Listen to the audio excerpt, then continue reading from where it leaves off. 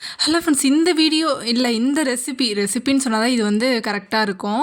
இந்த ரெசிபி வந்து நான் வந்து ரொம்ப நாளா ஷேர் பண்ணணும் அப்படின்னு நெனச்சிட்டு இருந்தது. பட் போன வாரம் சனிக்கிழமை தான் வந்து டைம் கிடைச்சுச்சா. ஸோ இனியும் லேட் பண்ண வேணாம், பேசாம இப்பயே எடுத்துடலாம் அப்படின்னதுக்காக எடுத்தது தான் இது. ஸோ இதில வந்து என்னன்னா, ஒரு 3 பொட்டேட்டோஸ் எடுத்துக்கணும். ஒரு குட்டி ரெசிபி தான் இது, வந்து எல்லாருக்கும் தெரியும். இன்னைக்கு வந்து நான் 3 குட்டி உருளைக்கிழங்கு தான் எடுத்திருக்கேன். இத வந்து தண்ணீல வந்து நல்லா வாஷ் பண்ணி எடுத்துக்கலாம். வாஷ் பண்ணதுக்கப்புறம் இந்த உருளைக்கிழங்க வந்து ஒரு சாப்பிங் போர்டோ ஏதோ ஒண்ணு வச்சு இந்த நீளமா கட் பண்ணுவாங்கல்ல, ரவுண்ட் ஷேப்பில் அந்த மாதிரி கட் பண்ணி எடுத்துக்கணும். நல்லா ரொம்ப ஸ்லைஸாக கட் பண்ணணும் அப்படிலாம் அவசியம் இல்லை. கொஞ்சம் ஓரளவுக்கு திக்னஸ் கொஞ்சம் இருந்தாலே நல்லா தான் இருக்கும்.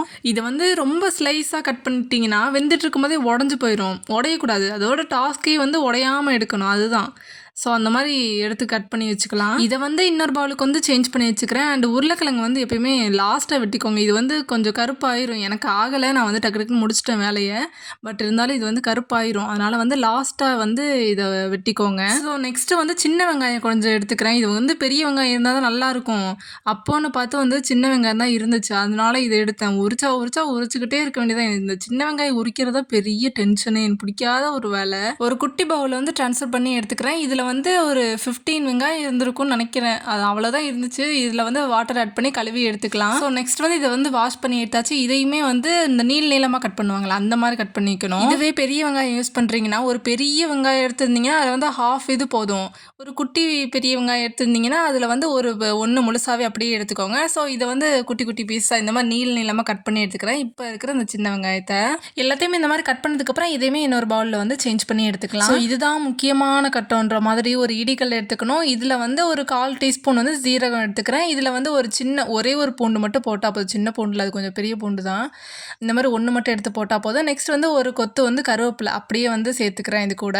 அண்ட் இதுதான் மூட்டை பூச்சியை கொள்ளும் நவீன எந்திரம். இதை போட்டு இடிச்சுக்கிட்டே இருக்கணும். இடிச்சுக்கிட்டே இருக்கணும். சொன்னேன்றதுக்காக ரொம்ப ஃபைனாக அரைச்சிடக்கூடாது, இடிச்சிடக்கூடாது. ஸோ இந்த மாதிரி இருக்கணும். கொஞ்சம் முழுசாகவும் கொஞ்சம் இடிஞ்சும் அந்த மாதிரி இருக்கணும். இப்போ நான் காமிக்கிறேன்ல இந்த மாதிரி. இப்போ இடிச்சு வச்சுருக்கோம்ல, இதையுமே இன்னொரு பவுலுக்கு வந்து சேஞ்ச் பண்ணி எடுத்துக்கிறேன். ஸோ இதெல்லாம் ட்ரான்ஸ்ஃபர் பண்ணதுக்கப்புறம் இந்த கல்லெல்லாம் தேவை கிடையாது, அதை எடுத்து ஓரமாக வச்சிடலாம். ஸோ இப்போ வந்து என்னென்ன திங்ஸ் வேணும் அப்படின்றத வந்து எடுத்து வச்சுக்கிறேன். இதில் வந்து ஃபஸ்ட்டு பொட்டேட்டோ, அதுக்கப்புறம் இடிச்சு வச்சுருந்தாலும் அந்த கொஞ்சம் இதை மசாலா மாதிரி அது கொஞ்சம் எடுத்து வச்சுக்கலாம். நெக்ஸ்ட்டு கொஞ்சம் வெங்காயம், அப்புறம் கொஞ்சம் கடுகு, நெக்ஸ்ட்டு வந்து உப்பு எடுத்து வச்சுக்கலாம். இது மட்டும்தான் அப்படின்னு நினைக்கக்கூடாது. இதில் வந்து 2 வரமிளகா வந்து குட்டி குட்டி பீஸாக வந்து போட்டு வச்சிடணும். அது கூட வந்து கொஞ்சம் மஞ்சத்தூள் வந்து எடுத்து வச்சுக்கணும். அது வந்து நான் இதில் வச்சுருக்க மாட்டேன், ஆனால் வந்து அது தேவைப்படும். இப்போ ஸ்டவ் ஆன் பண்ணிவிட்டு அதில் வந்து ஏதாச்சும் ஒரு பாத்திரம் வச்சுக்கலாம். அதில் பாத்திரம் வச்சதுக்கப்புறம் ஆயில் சேர்த்துக்கிறேன். நெக்ஸ்ட் வந்து கடுகு போட்டதுக்கப்புறம் அதை நல்லா பொரிஞ்சுக்கணும். அது வந்து கருக விட்டுறக்கூடாது. அதுக்கப்புறம் இந்த மசாலா வச்சுருந்தோம்ல, அது வந்து உள்ளே சேர்த்துக்கலாம். லைட்டாக தான் வறுக்கணும், ரொம்ப அந்த கருக விடுற மாதிரி வறுக்கக்கூடாது. லைட்டாக வறுத்ததுக்கப்புறம் ஒரு 3 செகண்ட் 4 செகண்ட் தான். அதுக்கப்புறம் இந்த ஆனியன் கட் பண்ணி வச்சுருந்தோம்ல, அதையுமே ஆட் பண்ணி இதை ஒரு 10 மினிட்ஸு லைட்டாக லோ ஃப்ளேமில் வச்சே இது பண்ணணும். நெக்ஸ்ட் வந்து உருளைக்கிழங்கு வந்து சேர்த்துட்டு இதையுமே ஒரு 10 மினிட்ஸ் நல்லா இந்த மாதிரி ஒரு மாதிரி கலக்குன்னு பண்ணிக்கணும். நெக்ஸ்ட் வந்து இந்த மஞ்சத்தூள் வந்து 1/4 டீஸ்பூன் ஆட் பண்ணிக்கிறேன். நெக்ஸ்ட் மிளகாத்தூள் வந்து 1 டீஸ்பூன் வந்து ஆட் பண்ணிக்கிறேன். உப்பு வந்து உங்களுக்கு தேவையான அளவுலாம் எனக்கு தெரியாது. நான் வந்து ஒரு 1/4 டீஸ்பூன் ஆட் பண்ணேன். ஆல்ரெடி நான் உப்பு ஆட் பண்ணனால இது வந்து இப்படி கம்மியாக ஆட் பண்ணியிருக்கேன். ஸோ நெக்ஸ்ட் வந்து இதை வந்து தண்ணி ஆட் பண்ணிக்கணும். 1 டம்ளர் வந்து தண்ணி ஆட் பண்ணி இதை வந்து ஹீட் பண்ணணும். ஹீட் பண்ணுறதில்ல, வேக வைக்கணும். இந்த மாதிரி தண்ணிலாம் எல்லாமே சுத்தமாக வற்றிடணும். அது வந்து ஆயில் வந்து நான் ரொம்ப கம்மியாக தான் யூஸ் பண்ணுவேன், பிம்பிள் வந்துடும், அதனால வாட்டர் ஆட் பண்ணியே வேக வச்சாச்சு. இந்த எண்ணெய் பிரிதல் அப்படின்றத ஒரு கான்செப்டே நம்ம சேனலில் வராது. ஸோ இப்போ வந்து பொட்டேட்டோ ஃப்ரை வந்து ரெடி பண்ணியாச்சு. இதுக்கு வந்து என்ன காம்பினேஷன் நல்லாயிருக்கும் சொல்லவே வேணாம். அது வந்து எவர் கிரீன் காம்பினேஷன் அந்த தயிர் சாப்பாடு தான். ஸோ சாப்பாடு வந்து நல்லா வந்து பிணைஞ்சு எடுத்தாச்சு. அதில் வந்து கொஞ்சம் தயிர் ஆட் பண்ணிக்கிறேன், வாட்டர் ஆட் பண்ணிக்கிறேன், கொஞ்சம் உப்பு போட்டுக்கிறேன். என் கேரமல் நல்லா வெறியாக பார்த்துருந்தான். அவனே தூங்கிட்டு இருந்தவன் திடீர்னு தயிர் அந்த ஸ்மெல்லு வந்தோடனே கடகடன்னு எந்திரிச்சு பார்க்குறான். உள்ளே வரான், வெளில போடான்னு ரொம்ப நேரம் அவனை வேறு துரத்திட்டு அதுக்கப்புறம் தான் கிண்டிகிட்டு இருந்தேன். அப்புறம் படுத்துகிட்டே பார்க்குறான், இவன் போடுவாளா மாட்டாளா அப்படின்னு.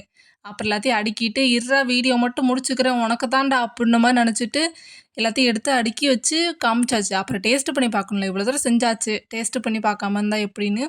பொட்டேட்டோ ஃப்ரை சொல்லவா வேணும், அது எப்பயுமே டேஸ்ட்டாக தான் இருக்கும். பொட்டேட்டோ ஃப்ரை, இந்த கர்ட் ரைஸ் இதுக்கு வந்து காம்பினேஷன் வேறு எதுவுமே கிடையாது. இதுதான் நல்லாயிருக்கும். அப்புறம் அந்த சின்ன வெங்காயம், இந்த ஆனியன் இருக்குல்ல, இதை வந்து வச்சு சாப்பிட்டதே கிடையாது இது வரைக்கும்.